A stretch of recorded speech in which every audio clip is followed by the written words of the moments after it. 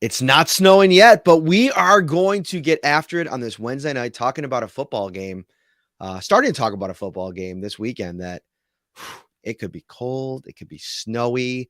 It's going to be a winter wonderland, Ryan Talbot. I'm Matt Parrino. This is the Shout Buffalo Football Podcast, as always, brought to you by Tops Friendly Markets. Thank you so much for tuning in. If you're watching here on YouTube, thank you. Hit that like button, subscribe to the show as well. If this is your first time here, we appreciate you and welcome you in. You can enter for a chance to win $1 million right this second. Kings Hawaiian each week is pitting two city sliders against each other in the ultimate showdown, and you get to help decide the winner. Vote weekly for your favorite regional slider for a chance to win all season long and earn entries toward the $1 million prize. Explore the interactive stadium to play games, get recipes, share photos, and more. All of that is at topsmarkets.com/redzone. You can enter there. Let's enter Ryan into the chat. What's up, Ryan? How are you, buddy? Hey, doing well. Getting the snowblower tuned up, getting ready for this weekend. Olean's not expected to get hit with as much snow as Western New York, Buffalo area, and Orchard Park, but we'll still get our fair share, I'm sure.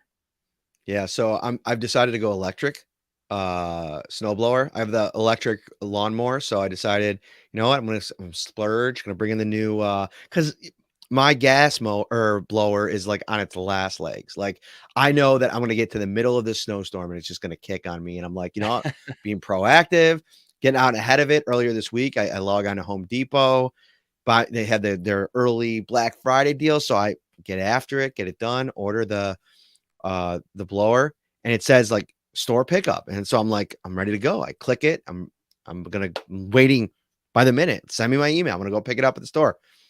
All of a sudden, my wife checks the email. November 22nd is when it will be available. Ryan, stressed out here, man. Like we could be in full dad mode shovel season here any minute. I was going to say, you're going to have to break out the shovel, break out the Scott Chandler move there where he did that as his touchdown celebration. Start shoveling until that snowblower is delivered. Not a lot of touchdown celebrations for the Bills in the second half of games. The last three game weeks here, it's been tough sledding for that offense. And we're going to get into so much of that. We'll set up the show for you a little bit here on this Wednesday night. We want to talk about some of the commentary that we got from Bills players and coaches down at One Bills Drive today. We're going to get into the weather situation, of course, as we talk about all the different options that could be in store for Bills fans with this game. And I'm also interested in talking about like people that are coming in town for this game, even people attending the game. Like, what are you guys feeling? Like, is anybody on the fence? Like, oh, I might sling the tickets here because it's going to be a little bit of a, for lack of a better term, we'll say a snowstorm down there. Yeah. The dedication of Bills fans, this is the time of year where you really do see it, because how easy would it be, Matt, to say, I'm going to sell these and get what I can get, and I'll just sit at home in my cozy house, watch it on TV, not have to worry about driving to the stadium. And yet I'm still expecting there to be quite a few Bills fans at this matchup, sitting in the cold, sitting in the snow, because that's what they do. They support their team no matter what. But man, it might be pretty brutal, very reminiscent maybe of that 2017 game against the Indianapolis Colts.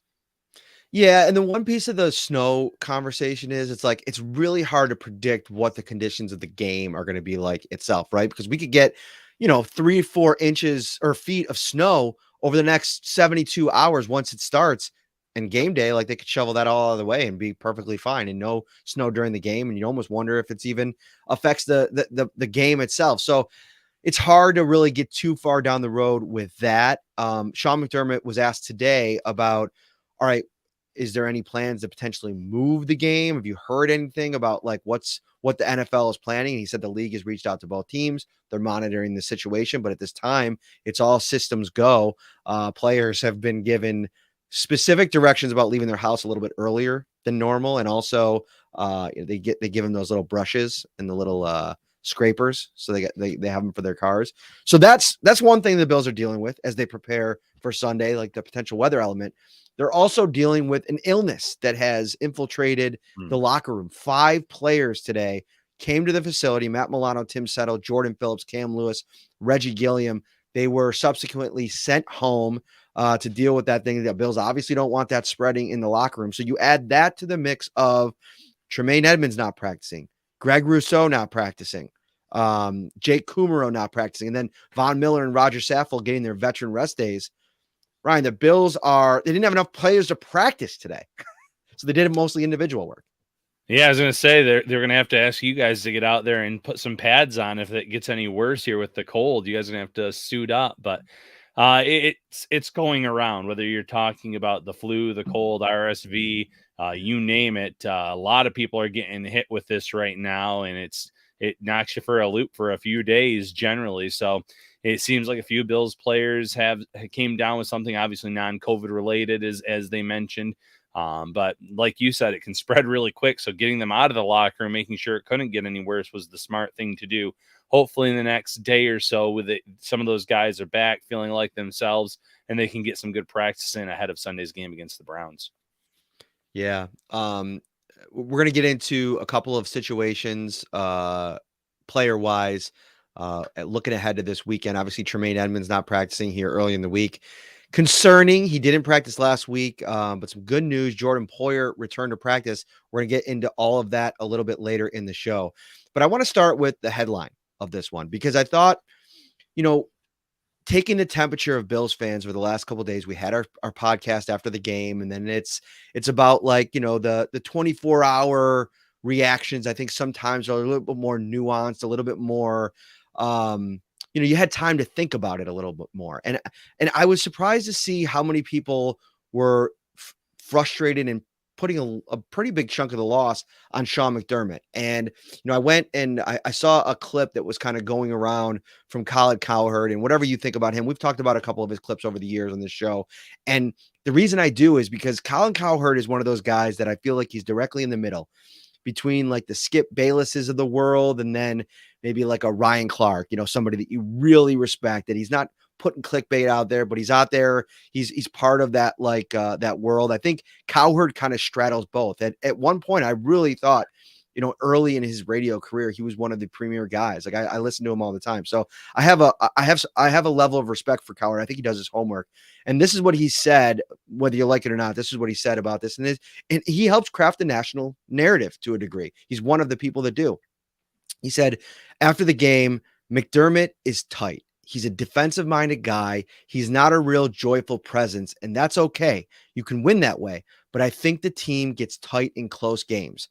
They lost a lot of close games last year, and he says he doesn't want to blame this loss on Josh Allen. He was more putting it on the coaching staff, and specifically Sean McDermott. 2-9 in close one-score games over the last two seasons, Ryan.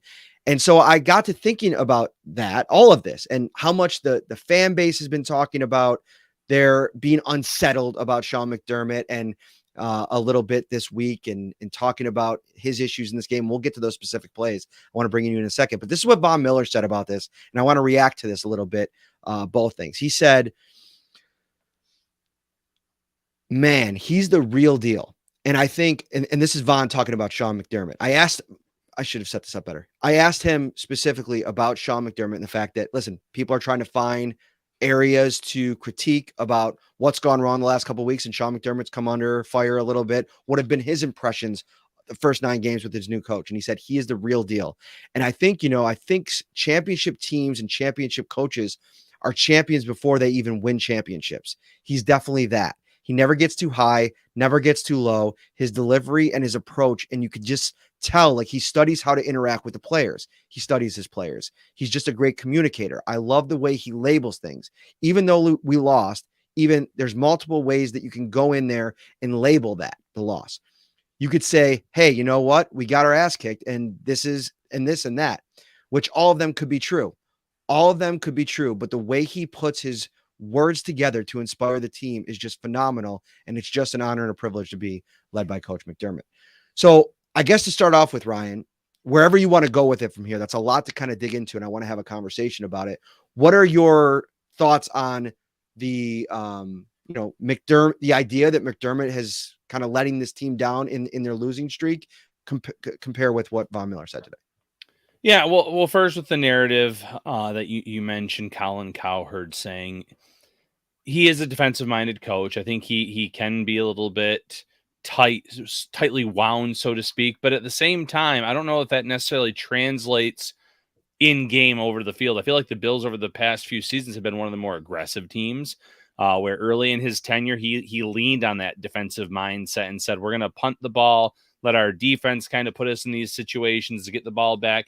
Now, when he's coaching, he's kind of the exact opposite, where we've got a weapon at quarterback and we have a great receiver. I feel like he's adjusted with the times.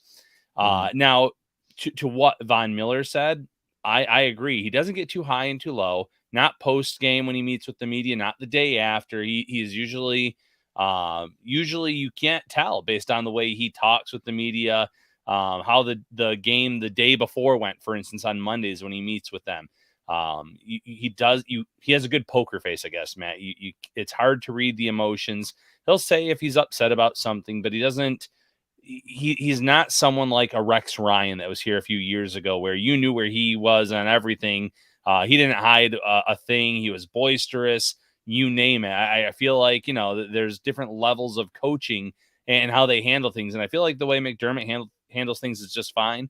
You can certainly pin some things on him from this loss, the loss against the Jets, and even their second half performance against the Packers in terms of adjustments or lack thereof that they've been struggling to make in the second half of these games. But for the most part, I feel like he is a very good coach. What about you? Mhm. I've long extolled his ability to understand his room and get the most out of the roster that he has. Now, you could probably make an argument this year at 6-3, and now falling to sixth in the division or sixth in the conference and third in the division. Maybe he's not getting the most out of this really talented roster. But there's been some factors at play. They've lost 3 games. They've lost them by 8 points. Their point differential is still insanely off the chart. They're number 1 in the league in point differential. And, what they really tried to do in the offseason, I think, has come to fruition. I mean, they're getting pressure with their line. Von Miller's been everything you wanted him to be. They're leading the league in interceptions. That kind of correlation has to be somewhat happening there. And so I think that he is a guy that he gets the job done. He figures out a way to get the job done. Now, can you make an argument on the other side of that, that in big game moments, sometimes this team consistently, especially this iteration this last year, like going back to the playoffs last year, and obviously how it ended against Kansas City, I maintain to this day, the number one person that's at fault for 13 seconds, how it started with the kickoff, is Sean McDermott. Because Mm. you know that you literally are 13 seconds away from going on to the next round. All you have to do is bring your entire special teams operation, including Heath Barwell, who was the coordinator at the time, and you, in that moment, describe what exactly is to be done on that play. They ended up calling timeouts and they still got beat. They had guys in the wrong spot. That's on the coaching. And he's warned that. And I respect that. The thing that confused me about this last game here. Now, I want to add to that. Like, you talk about like him, being aggressive where he should. Ben Baldwin on Twitter, the computer cowboy, he puts out this graph every week. Jeremy White talks a lot about it on the morning show.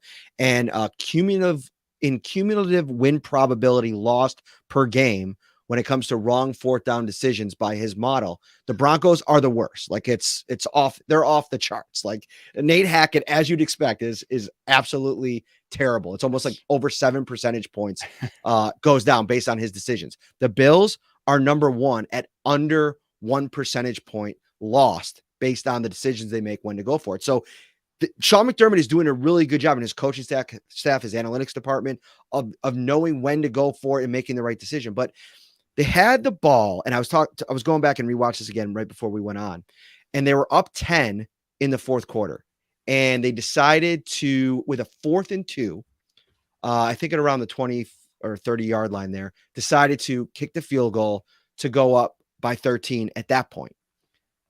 They miss it, or they make the field goal, but you had a 4th and 2 there. The same 4th and 2 closer to the goal line later in the game that you decide to go for it on. Now, if you back it up a little bit, Ryan, this was my only point on that. The 4th and 2 from the 25-ish yard line, you have so much more available to you. Ken Dorsey's talked about the struggles the Bills have had in the red zone because the windows are tighter. There's less opportunity. There's less space for playmakers to work in. Don't you think that 4th and 2 is one that maybe you'd be more eager to go with, as opposed to the other one where you could kick the field goal in that spot and then force them with less time to score 2 touchdowns? To me, that was the big kind of, I don't know, question mark that I had about the end of that game. And that's fair. And if I had a big question mark, it would be on that second scenario of the 4th and 2, and more so the lead up to that. And we've said it, McDermott's a defensive minded coach. But even if you're a defensive minded coach, you're the head coach. You can go over to your offensive coordinator and say, hey, I would like to see this, or call up to him and say, what about something like this? 2nd and 2, it was a screen pass, I believe, that Josh Allen had to throw into the dirt. 3rd and 2, incomplete pass. 4th and 2, incomplete pass. You have Josh Allen, the ultimate cheat code in the red zone. If you would have called a designed run on 2nd and 2 or 3rd and 2, I feel very confident, Matt, that they convert that, because, you mentioned the passing game. The windows are tighter. The spacing is harder to get your guys out in the open. But with Allen, a 6'5" quarterback that runs like a running back, he had already taken multiple hits at this point. So you can't really use the elbow injury as an excuse. We saw him take a lot of hits in that game, for that matter. He didn't slide all the time on those runs. I just feel like there was some decision making. But as for your argument, yeah, it does make sense. If you're further back and it's a 4th and 2 scenario, you can hit the underneath route. You can use the sidelines more.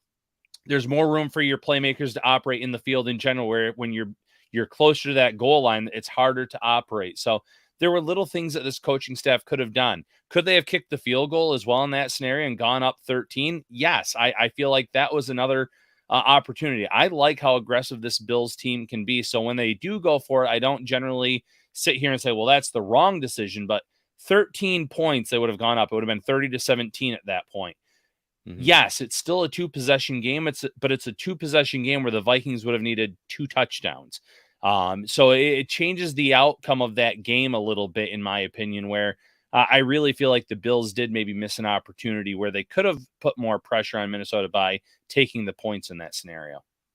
Mm-hmm. And then you speak of pressure on Minnesota, settling for the field goal there. And it was late in the 3rd quarter, 2:12 left to go. And they had a 4th and 2 at Minnesota's 22-yard line. So right about in the range that I was thinking. It got moved back to the 27 after the Spencer Brown penalty.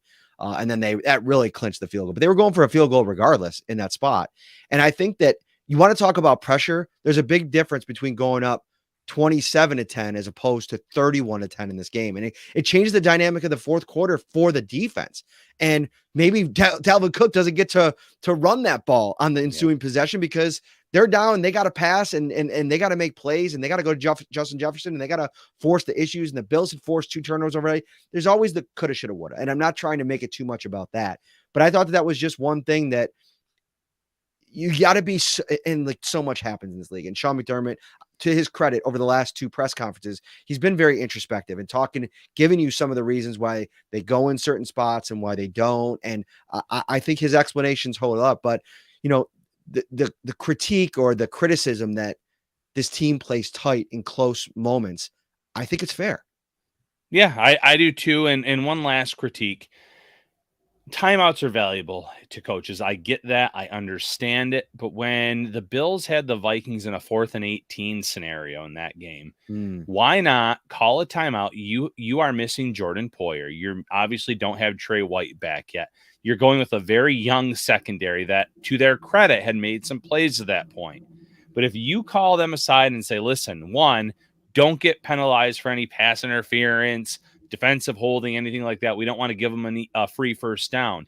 But when that ball is in the air, if you can make a play on it, you should be batting it down 100% of the time. If he resonates that message with that unit before that play, I really think that Cam Lewis does something different in that scenario than try to catch that ball. Yes, it looked like it was high. Yes, it didn't look like Jefferson was going to make a play on it. But as we all know, he did, proving why he is the best, well, one of the best, if not the best wide receiver in the game right now. Little things like that can come back to bite you, though, especially when you're missing your leaders on the back end there, where had Poyer been in that game, had White been in that game, I think they would have said something to the players, just bat it down. It's more important to get the turnover on downs. The game's pretty much over at that point if you do, but obviously that's not how things panned out. Mm-hmm. I want to talk about Ken Dorsey here in a second, but before we do, I've seen Rick and Rick Rarick, one of our regulars, in the comments. He's asked a couple times about Trey White. Any news on Trey White? So I'll give you the update from Sean McDermott. He was asked today how much is Trey still working on things, and what's the next step going to be for him to, reach a place where he could kind of come back. I know there's a lot of fans that are like, waiting patiently for this. His what they've activated him now. I think it's been 3 weeks since they activated him off the roster. He's been inactive a couple games here. And Sean McDermott said, I think the next step is just getting him back ready to go. If this is the level that he feels like he needs to be at, then we're working towards that. And I'm sure there's not just conditioning, but other things that factor into that. It's like a team coming out of training camp. You're trying to check enough boxes, and then there's still going to be a gap somewhere in there. And at some point, we've got to go. And he said, "Is that Trey's?" And then a question came, "Is that Trey's call?" And he said, "It's a team effort." Is there concerns about the turf because Detroit's coming up? So does that play into to things at all? He said, "I'm always concerned when you see reports like that, like what has happened about injuries, and obviously a lot of players have been coming out talking about these specific playing surfaces across the league." But he said, "That said, that's out of my control. Really is in terms of the quality of the turf and the different places we play." And then he finished by saying he'll play when he's ready. So that's where we're at, Ryan Talbot.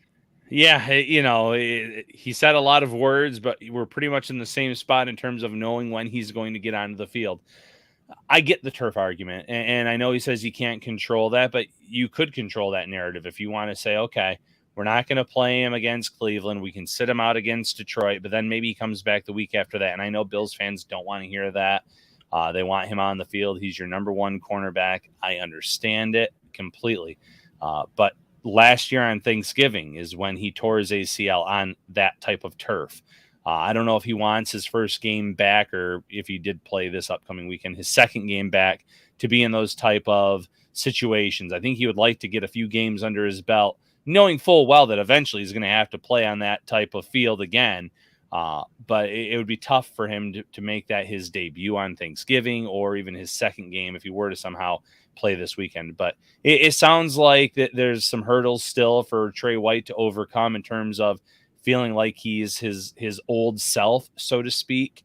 But the Bills and their training staff, to their credit, they're not going to rush him out there no matter, what the fans want, what anyone wants. It's going to be when Trey White feels ready and when this coaching staff and training staff feels ready.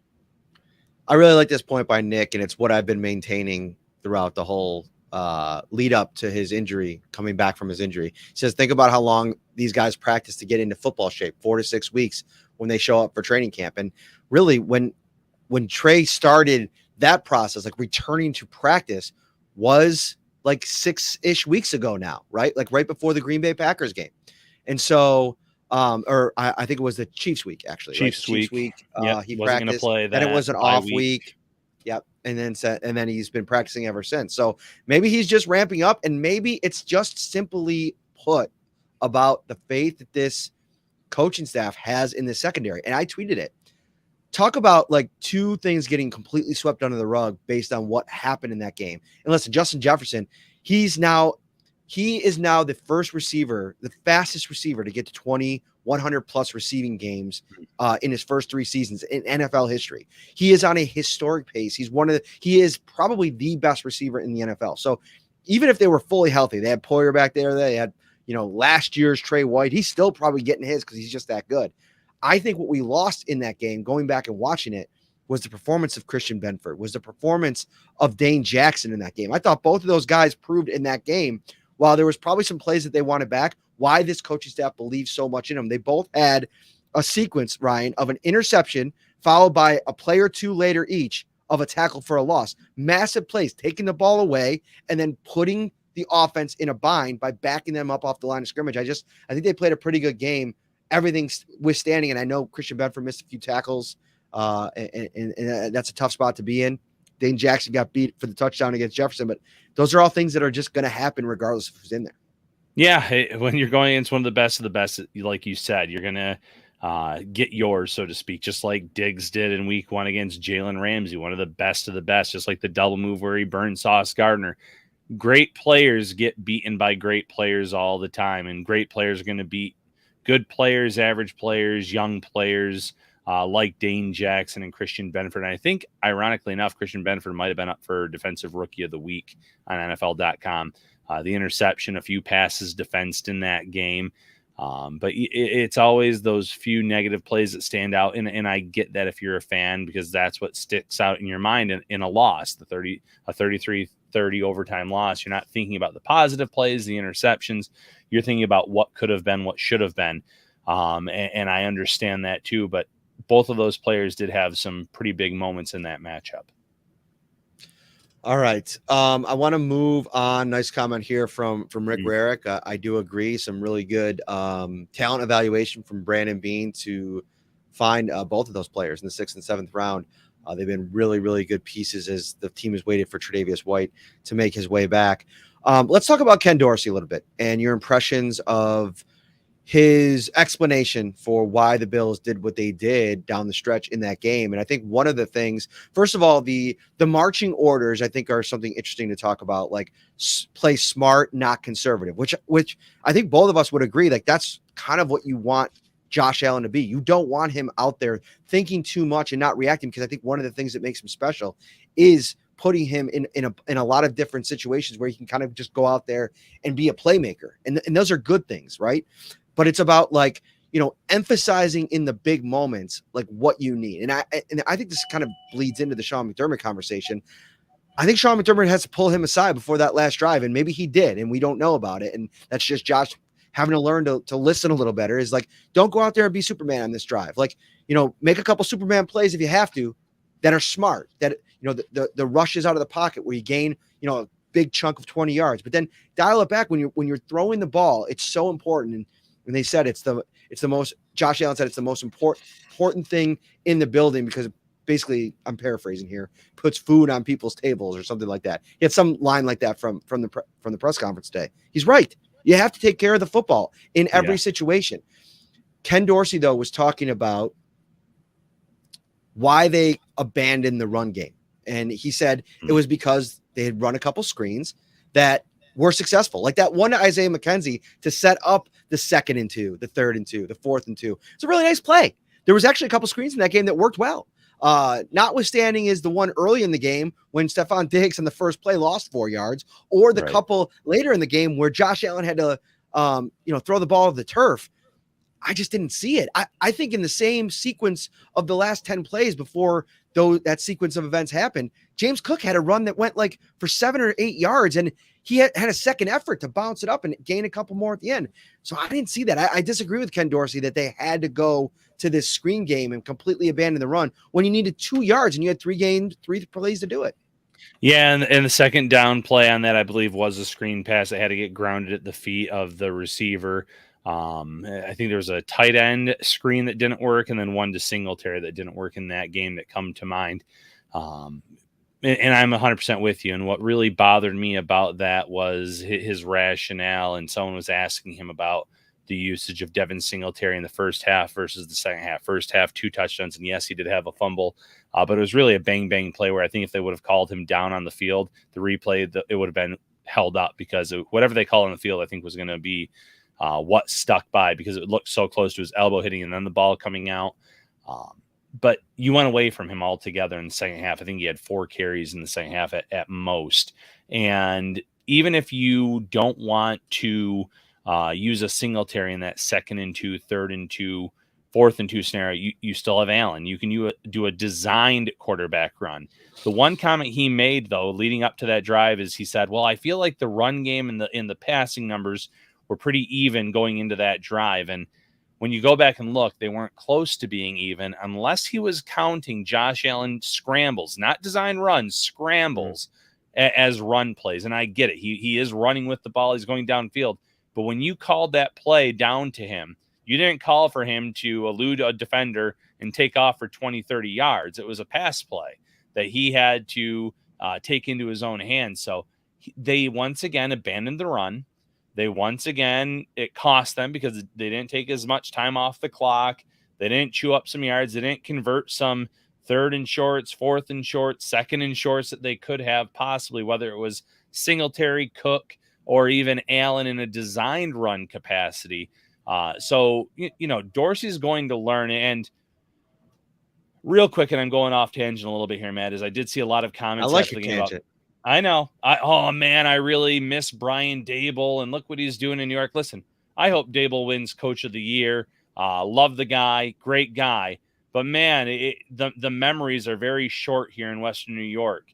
There was a 9-6 stinker 1 year ago to the Jacksonville Jaguars, and guess who the offensive coordinator was, Matt? It was Brian Dable. So the way that the Bills offense operates, this was not just like it was a chugging engine or train all 17 games last season. They went through some ups and downs, a lot of win-loss 1 year ago too. So there was just as many ups and downs last year as there have been this year, and the Bills are still in a really good spot at 6-3 with Ken Dorsey, with an offense that put up 30 points. And listen, with that offense and the defense missing some key pieces, yes, I understand that. You would think that 30 points would have been enough to win this game. Late in the 2020 season, I can't remember what the game was, but they were on their way to a 13-3 year, and Josh Allen was putting up just numbers, and he was in the conversation. He'd enter the MVP chat. He wasn't going to win it. And I remember somebody, I'm not going to throw them under the bus here, but would fill up my DMs and my mentions with fire Brian Dable, like a campaign to fire Brian Dable. And I just, to this day, man, like just throws me through it, because our producer, who will make an appearance later in the show, AJ, brought it up in the chat earlier, is like, people are so upset. Let me bring up actually what he said. I don't want to misquote him here. We were in the private set. They're so bothered by the fact that Tre'Davious White isn't back yet, because going into the season, they thought that he'd be ready for week 1, or there's a chance of it. So now that it's gone this long, it's like you kind of get, upset. And, Super Bowl aspirations, 9-3. I don't think anybody expected the Bills to be sitting here looking up at the Dolphins and the Jets in the division after 9 games. So I think that there's a level of that to all of that. Super chat from our good friend John Falsetta. I hope I'm saying your last name right. Love the show. You two are the best, but I'm afraid McDermott is the new Marty Schottenheimer, Chuck Knox type, who always loses close and big games. And Ryan, he's going to be that. Thank you, John. He's going to be that till he wins some of these games. And I think that it's a fair complaint, but I also think that you have to be measured, and fans don't have to be measured. So be as hyperbolic as you want. I'm not going to judge you, but I think, like, if I'm evaluating this and I look at what was here for the 17 years prior, you are a playoff contender every year with Sean McDermott. And I go back to his mentor, the guy that groomed him in this league, Andy Reid, and the struggles that he went through in Philadelphia before ultimately getting fired there and going on to do what he's done in Kansas City. And I just wonder, over the course of Andy Reid's head coaching career, whatever it ends up being at, was it 25 years now, 26 years? It's got to be somewhere up there, right? He's got 1 Super Bowl title. Would you be willing to be competitive every year for 20 years, however long it was when he finally won it, to eventually get that one? And maybe he needed that change of scenery to leave Philadelphia, to go to Kansas City and recalibrate, rethink it. But I just think sometimes there's this push to move on from a guy. But I also think that there's, if you want to get on the devil's advocate side of that, it's like there's also the Marvin Lewis's of the world that get, a huge runway and just it never materializes. Yeah, it's always tough. And listen, I'm not sitting here saying McDermott's on the hot seat or he should be on the hot seat. But you said it best, Matt. Until he wins those big games or wins the big one, there's going to be those types of comparisons. And there's been history where coaches have left. They've built up a really good roster. They go, in the next year, a coach comes in and wins the whole thing. Now, they won it with the roster of the previous coach, and then maybe the success wasn't long-term. But maybe it was just a new voice in the room that needed to get them over the top. I'm not saying that's the case in Buffalo, but that'll be the devil's advocate side of that is, well, there could be someone better out there. There could be, but there could be a Rex Ryan. There could be a Dick Duran. There could be a lot of guys where you go wrong before you finally find the right one. And I think Sean McDermott has done a great job as Bills head coach since taking over in 2017. And while a lot of fans are, I guess, antsy because of the Super Bowl expectations going into this year, remember where they're at. They're 6-3. They have a lot of winnable games remaining. If they somehow drop the next one or next 2 out of 3, then yes, hit the panic button. Get upset. Fire off those takes about McDermott and Dorsey and everyone else. But right now, the Bills are still in a really good spot to get back to the playoffs. And after being, 7-6 at one point last year, Matt, when it really mattered the most, the Bills are playing excellent football come playoff time. They were just a coin flip away from probably defeating the Chiefs in that matchup, going on to the championship, and then who knows from there. So it's just about getting hot at the right time, getting in, and I feel like with this roster, the Bills can certainly do that. If you want to get hot at the right time, right now, it is the Christmas bonus program going out at Tops Friendly Markets. Check this out. 'Tis the season to save on all your groceries and all your holiday gifts. Christmas bonus is underway at Tops Friendly Markets, which means shop at Tops and save $10 at all of your other favorite stores and restaurants. With over 25 gift cards to choose from, there's something for everyone on your list. And don't forget to treat yourself to some extra savings too. Save on great gifts like toys and games from GameStop, or Toys R Us at Macy's, great family dining at Applebee's or Buffalo Wild Wings, that new big screen TV you've wanted from Best Buy, and so much more just by shopping at Tops. You can be Santa's biggest little helper with Christmas bonus from Tops. For a complete list of details, gift card savings, visit topsmarkets.com/Christmas bonus. Ryan Talbot, where do you want to go next? By the way, we gotta crowdsource this. My wife does not like that I always say Ryan Talbot. I don't know why I do, but I always say it because, like, when we talk one-on-one, I never just call you that, but I always do it in the show. Right. Let us know in the comments. Is that something that I should stop doing and just focus more on Ryan? I tried it out at the beginning of the show. Did you notice that I just called you Ryan a couple times? Yeah, I did. Did you like it better? No, I mean, I don't mind it either way, to be quite honest with you. So Ryan Talbot, either way is good for me. And, in terms of where we're going to steer this conversation next, I've seen 2 things in the comments now about I believe it was a tweet you put out today about AJ Klein. 3 things now about AJ Klein potentially maybe making a return to Buffalo with Tremaine Edmonds banged up. Should the Bills put in a claim on him? Should they pursue him? So let's go there right now, based on the fact that he is a veteran that wouldn't cost a lot of money, knows the system. Let's hear your thoughts on this. Yeah, and I think the first thing that comes to mind when thinking about reacquisition of AJ Klein is who has looked the best in this Bills defense at that position, not named Tremaine Edmonds and Matt Milano, over the last 3 seasons. It's without a shadow of a doubt AJ Klein. I think he came in for a stretch might not have been last year, might have been 2 years ago, and had some really good games. He's older. I don't know if he's much more than a depth option at this stage in his career. He missed a lot of training camp. I don't think he signed with a team until maybe late in the preseason, early in the season. So there's that to consider. I'm also a little hazy on, he is a vested veteran. But my good buddy Sal Capaccia told me that after the trade deadline, all players that are released go through waivers. So the Bills would technically have to claim him. He signed a veteran minimum deal basically with the Ravens before they traded him to the Bears in the Roquan Smith deal. And so if you're the Bills and, it fits into the financial picture, to me, adding him is more about not believing in Tyrell Dotson as, having to play for Tremaine Edmonds like he did this past week, combined with the fact that we obviously just don't think that Terrell Bernard is ready yet at this stage in his career. He's kind of an undersized linebacker. I think he's going to be a little bit more time to develop. They're not all like Matt Milano. Matt Milanos don't grow on trees. Like, day 2 pick, day 3 pick. I mean, he was a 5th round draft pick that just comes in from day 1 and is ready to at least start building in the program. They're just not all like that. So I think the Klein addition would be, all right, you've already had Milano banged up this year. You've had Edmonds now. You want a veteran presence in that room, unless you really believe in Dotson and you saw enough in that game on tape to where you think he can build off of that.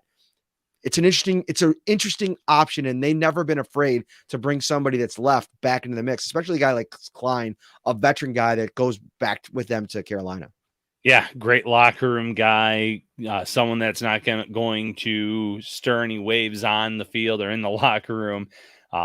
Someone that you mentioned that knows the system, could come right in and not miss a beat. The Bills linebackers have been banged up this year.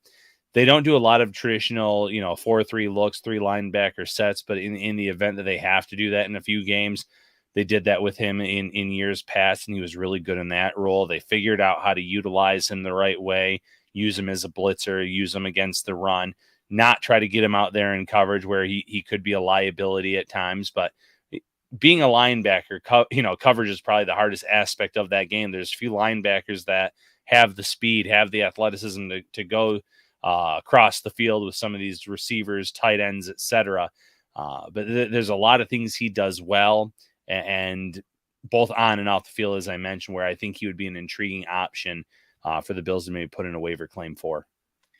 McDermott mentioned today about Edmonds. He was asked about his development in coverage this season. I mean, he's really looked like he's taken a giant leap. I know that the interceptions aren't necessarily there yet, and he's always seems to be around the ball, and that continues to be a storyline. But we saw the coverage issues with him off the field, and I think it was Daryl Johnston on the broadcast who mentioned, or one of the broadcast members mentioned the fact that on that one interception that got away from Kirk Cousins, a reason for some of those throws sometimes are because of the fear of the length of Edmonds in the middle of the defense. And so I think what we're having a side conversation about here now, getting to Edmonds here, how concerned are you moving forward? Maybe not so much against the Browns because of, their passing game, I don't think strikes fear. But, the Lions have been able to, move the ball through the air this season. And then you obviously get into the AFC East, especially that Dolphins game looming, and you start to want to have all hands on deck. But also, has this changed your mind at all in terms of the pecking order on the extension talk? Have we seen enough from Tremaine Edmonds this year to finally start giving him some of those flowers and saying, yeah, you take him out of this defense and things change dramatically, even at the price tag that it's likely going to cost? Yeah, the fan base probably won't want to hear this, but I think he has done enough, not just small sample size of like this past game where he had 2 passes defensed in the first half, and the linebacker play really fell off without him. Over the course of the entire season, he's been really, really good. Yes, there's always those 1 or 2 plays where he would like to have back, but you can say that for any player.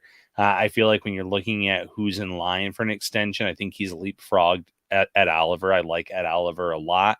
I think he's a talented defensive tackle. But in terms of a game by game basis, what he brings, I think you get more impact plays, or maybe not an impact play, but how you just put it. He put something in the mind of opposing quarterbacks of, I can't deliver a ball this way. I have to try to do this in the middle of the field because of the length, because of the wingspan, because of the way that he can go up and get the ball. So it's even that in the back of their minds, he can play a role in the outcome of a game without even having to do anything. Where as good as a guy like Oliver has been at times, he's flashed that he had a really good year last year. I don't know how much you want to shell out to him with that contract running out, where I feel like they know what Edmonds brings to this unit. And yet, do you really want to pay 2 linebackers big money? You already extended Milano. In an ideal world, no. But guys like Tremaine Edmonds, you just can't get out there in the draft. You can't get out there in free agency for pennies on the dollar. He's a great fit for this system. I'm with you there. I'm totally in the Edmonds over Oliver at this stage. They've done a really good job of finding interior pieces, and that's not to downplay Oliver's importance in this defense, because I think when he's on, I thought he played really well. There's some people talking about this in the chat right now. Maybe we transition to this a little bit, and that's just the Bills' pass rush. There was some criticism of it in that fourth quarter and allowing the Vikings to drive a little bit in that game. At times, Kirk Cousins, like we mentioned, if you give him 3 seconds to throw, he's usually going to find one of those targets. There was a couple third, even a couple 4th down conversions, and you look at the Bills' big numbers here, and I believe they're just outside the top 10. 6, 7, 8. They're 9th in the league with 27 sacks on the season, but their pressure rate, 76 pressures on the season, which is bottom half of the league. Their pressure percentage is just around bottom half as well. They rank, I believe, 21st or 22nd at a 21.2% pressure rate.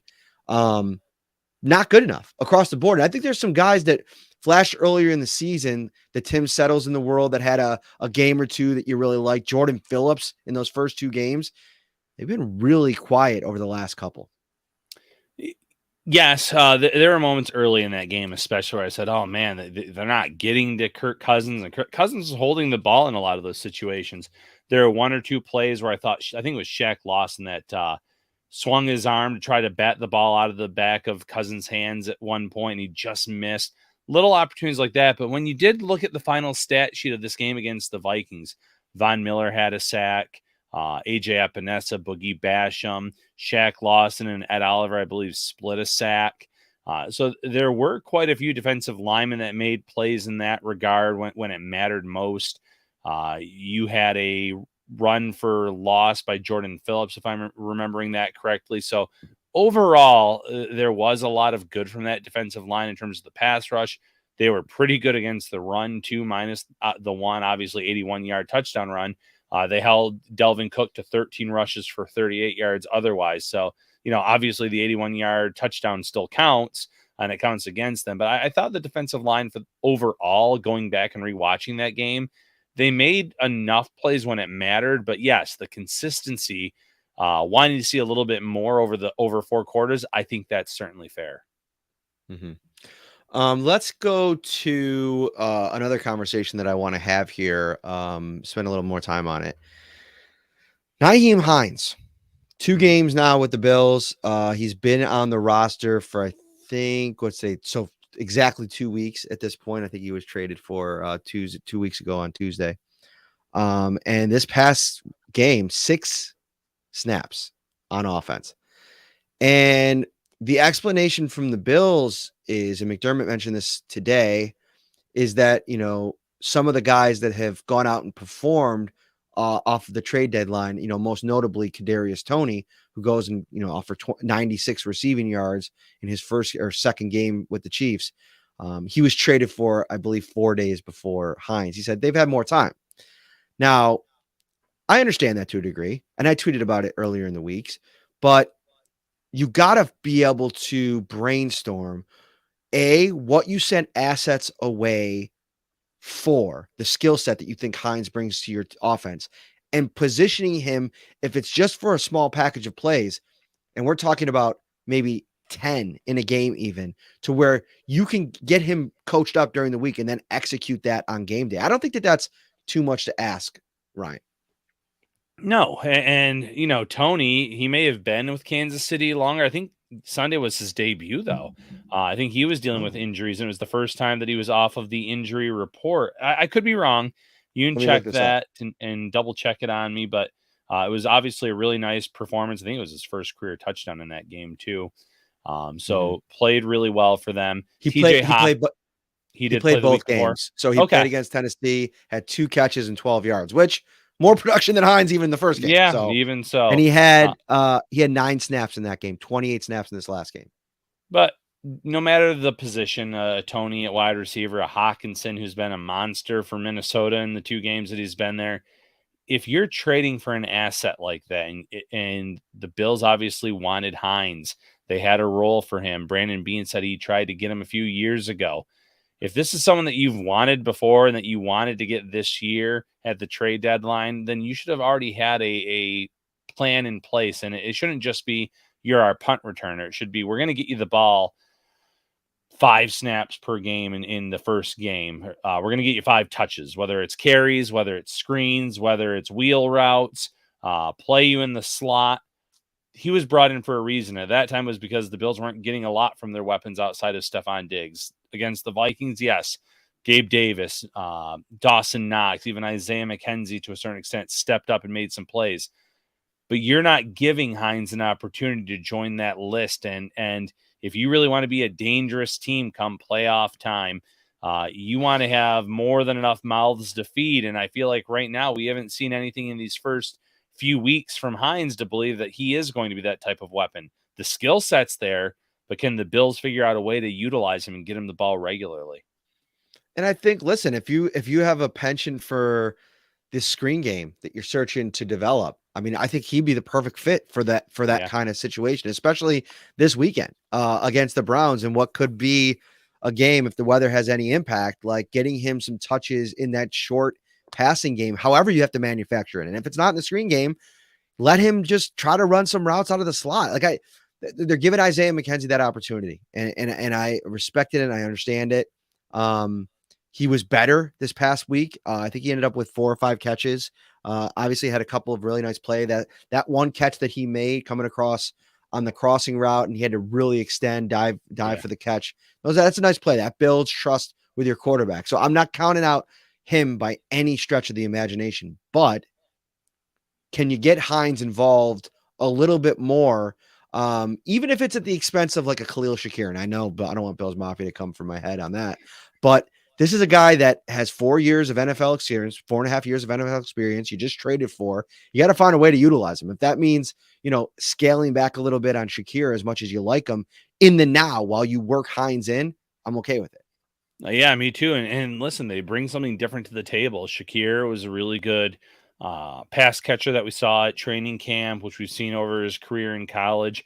Hines is a great pass catcher, but he also has that element of speed that the Bills really were looking for. Runs under a 4.4, someone that can accelerate past defenders with the ball in his hands. So if Josh Allen can hit him in stride, he could be off to the races, and what looked like a 10, 12-yard play might go the distance because of the speed, the acceleration, the burst, the ability to elude defenders that he has shown in his career could really pay off for this team. But you've got to put it in motion somehow. You've got to get him those touches.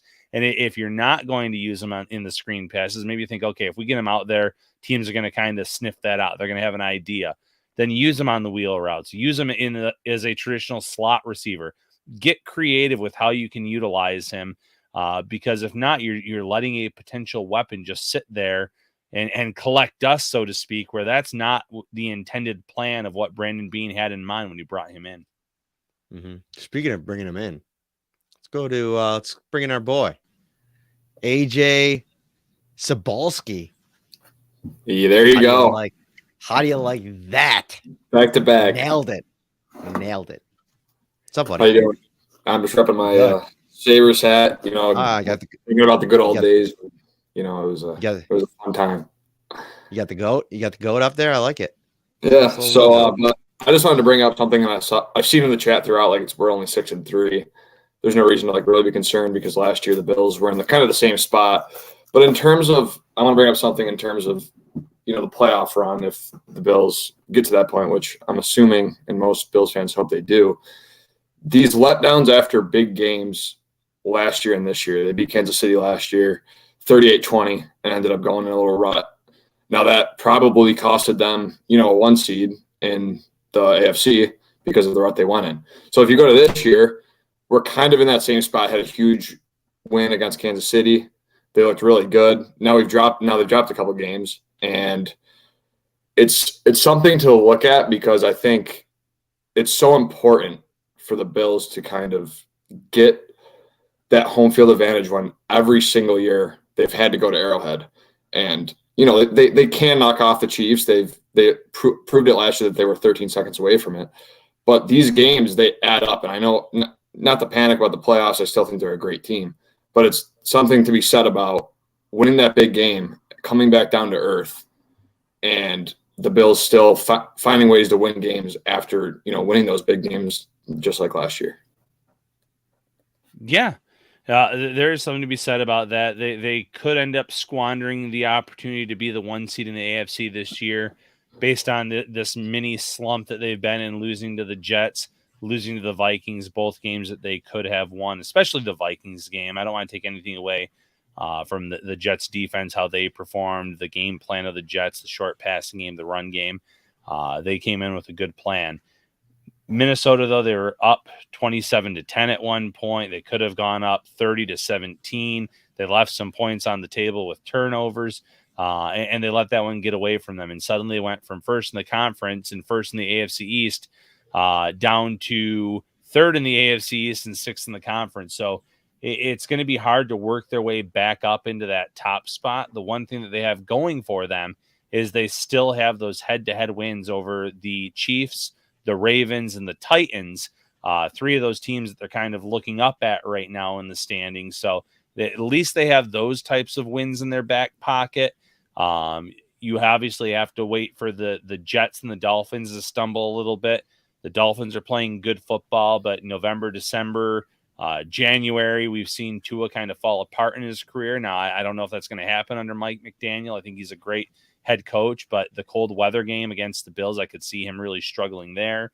The Jets, as good as their defense is, I see them falling off a bit too. So I think the Bills have an opportunity to get back into the AFC East number one spot and still be in the mix for the AFC's number one seed. But yes, these little slumps, these little losing streaks, so to speak, it definitely hurt their chances because the AFC is by far the stronger conference right now. And you can't really have those types of letdowns. Matt, what do you think? For me, the one seed more than anything is about a storyline the Bills are going through the first 2+ months of the season. And that's like getting healthy. Like if you win the one seed, I know Vaughn talked about coming out slow, but Sean McDermott is undefeated in his career after a bye week.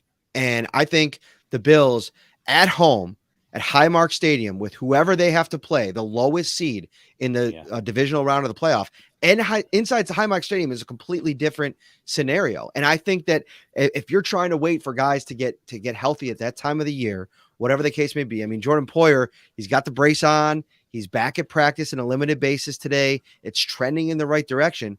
But, who knows what's going to come up later in the season with him or with anybody else. And so I think getting the one seed to me is more about that than anything else. I think this is a team that could go on the road and win games.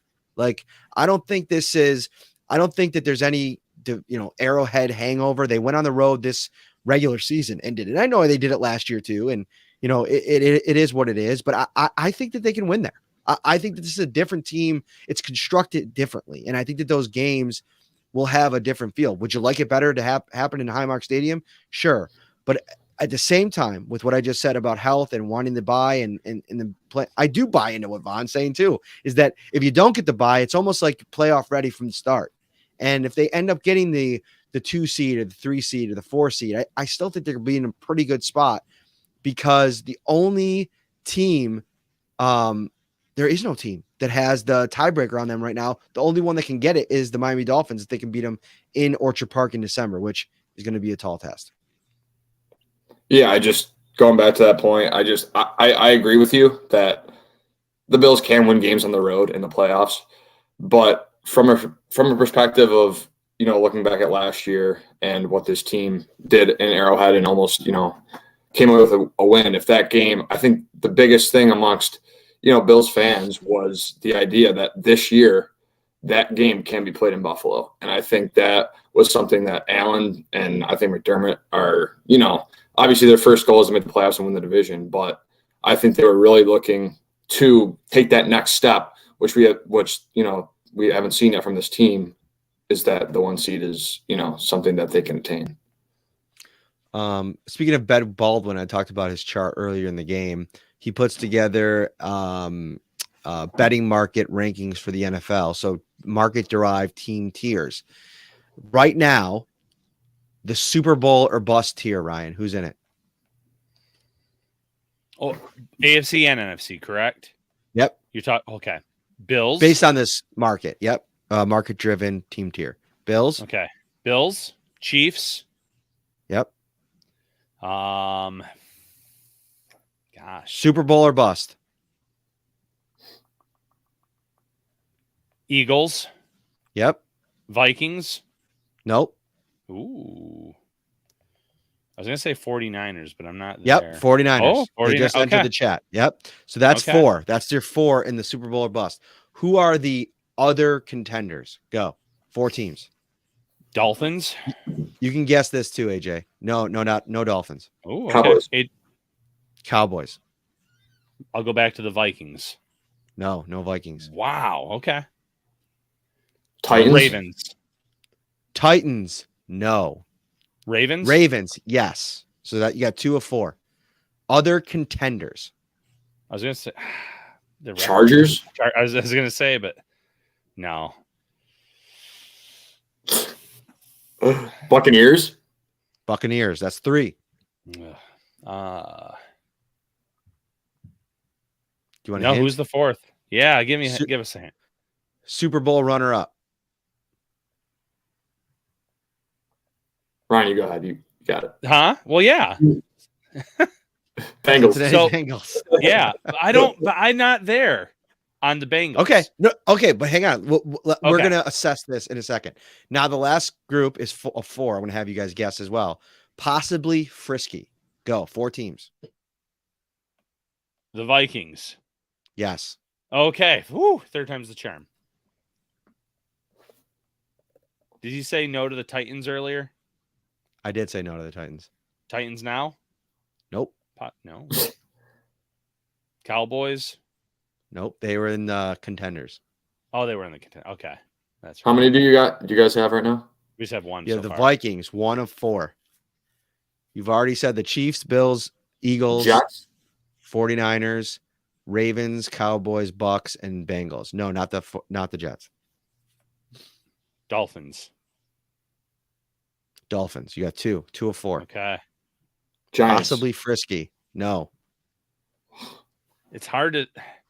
I'm thinking of like the NFC West right now. I don't believe in any of those other teams. Is there any NFC West teams left? No. Okay, so I've seen this. I saw this chart earlier today, but it's still on. I haven't seen the chart at all. So I'm really enjoying you guys struggling with this more than I probably should. yeah, clearly. I'll give you AFC the West is division. trash. Okay, go ahead. NFC North. Packers.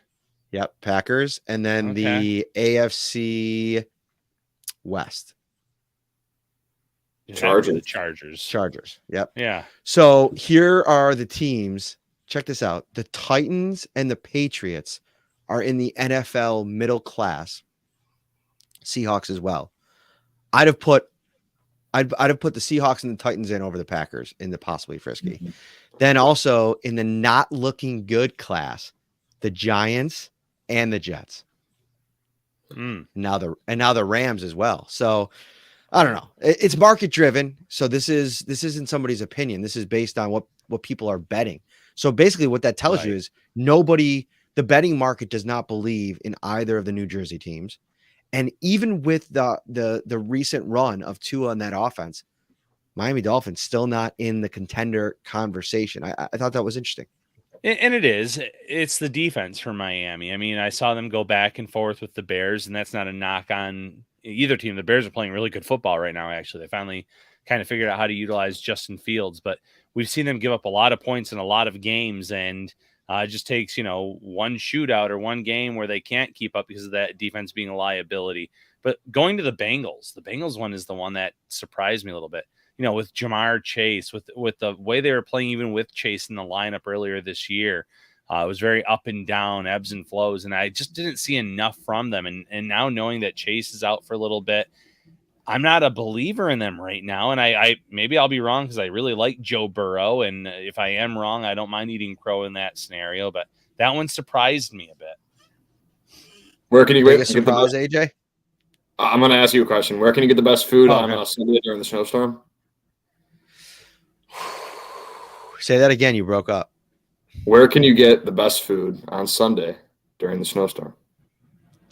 Oh, I'm leading you into your final segment. I was going to say, Tops Friendly Markets, baby. I mean, that's clutch, AJ. At first, I didn't hear you. That was perfect. Dude, you just became the Segway Prince right there. I'm still the king, but I'll let you wear that Prince crown. Let Tops do all the work for your game day and tailgating spreads. Head over to Tops. Check out their carryout cafe. Hot to go, fresh, large cheese and pepperoni pizza, $14. Jumbo chicken wings, 10 count, $14. The legendary breakfast pizza. You can get a large for $20. Pizza or taco logs, 6 count, $7.69. Baby back rib sections, $5.99 a pound. Sub sandwiches, wraps, apps, size, and so much more. Visit topsmarkets.com/redzone for the complete menu of ready to enjoy fan favorites. He is AJ Sabalski. He is Ryan Talbot. I am Matt Parrino. This is Shout. Like and subscribe. We'll see you on Friday for the